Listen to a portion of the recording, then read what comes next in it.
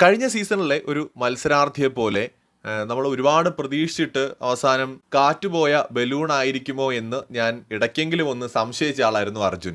അർജുൻ അങ്ങനെ അല്ലെന്ന് മാത്രമല്ല, അർജുൻ സീസൺ 6-ൽ വലിയ രീതിയിൽ ഇമ്പാക്റ്റ് ഉണ്ടാക്കാൻ കഴിയുന്ന കണ്ടസ്റ്റൻ്റ് ആണെന്ന് ഉറപ്പായി കഴിഞ്ഞു എന്ന് തന്നെ പറയാം.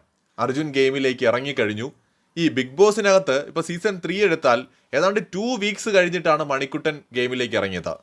സീസൺ ഫസ്റ്റ് എടുത്തു കഴിഞ്ഞാൽ സാബു അടക്കമുള്ളവർ ഗെയിമിലേക്ക് ഇൻവോൾവ് ആയി ഇറങ്ങി തുടങ്ങിയത് പതിയെയാണ്, പെട്ടെന്നല്ല.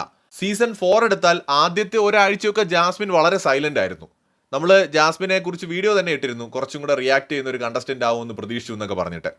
അതുപോലെ ഓരോ കണ്ടസ്റ്റന്റും ഓരോ രീതിയിലാണ് ഗെയിമിനെ സമീപിക്കുന്നത്. ചിലർ വന്ന് കയറിയ ഉടനെ തന്നെ ഗെയിമിലേക്ക് ഇറങ്ങും, ചിലർ ഉചിതമായൊരു സമയത്തിന് നോക്കിയിരിക്കും, എല്ലാവരെയും ഒന്ന് ഒബ്സർവ് ചെയ്ത് ഓരോരുത്തരെയും മനസ്സിലാക്കിയിട്ട് ഗെയിമിലേക്ക് ഇറങ്ങും. തൻ്റെ എതിരാളി ആരാണെന്ന് മനസ്സിലാക്കി കളിക്കും, ആരെയൊക്കെ കൂടെ നിർത്തണം, ആരെയൊക്കെ എതിർചേരിയിൽ നിർത്തണമെന്ന് പ്ലാൻ ചെയ്ത് കളിക്കും.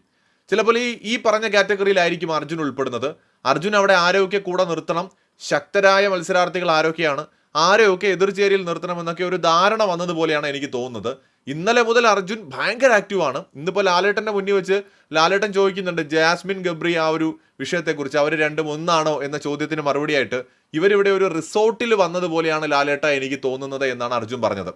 അല്ലാതെ ഒരു ന്യൂട്രൽ സ്റ്റാൻഡ് എടുത്ത് ഇനി പറഞ്ഞാൽ അവർക്ക് എന്ത് തോന്നുമെന്ന് പറഞ്ഞ് മാറിയൊന്നും നിൽക്കുന്നില്ല. പറയാനുള്ളത് വെട്ടി തുറന്നങ്ങ് പറയുന്നുണ്ട്, അഭിപ്രായങ്ങൾ തുറന്നു തന്നെ പറയുന്നുണ്ട്. അത് ഈ സീസണിലെ ഓൾമോസ്റ്റ് എല്ലാ കണ്ടസ്റ്റൻസും അഭിപ്രായങ്ങൾ പറയുന്നുണ്ട്. ചിലർക്കൊക്കെ നോമിനേറ്റ് ചെയ്യാനൊക്കെ മാത്രമേ മടിയുള്ളൂ, പക്ഷെ മെജോറിറ്റി ആൾക്കാരും ഒപ്പീനിയൻ പറയാൻ ഒരു മടിയും കാണിക്കുന്നില്ല എന്നുള്ളതാണ്. അർജുനും ആ ഒരു നിലയിലേക്ക് മാറിയിരിക്കുന്നു. തീർച്ചയായും അർജുൻ്റെ ഗെയിം ഇനിയും ഇമ്പ്രൂവ് ആവാനുള്ള ഒരു സാധ്യതയാണ് കാണുന്നത്.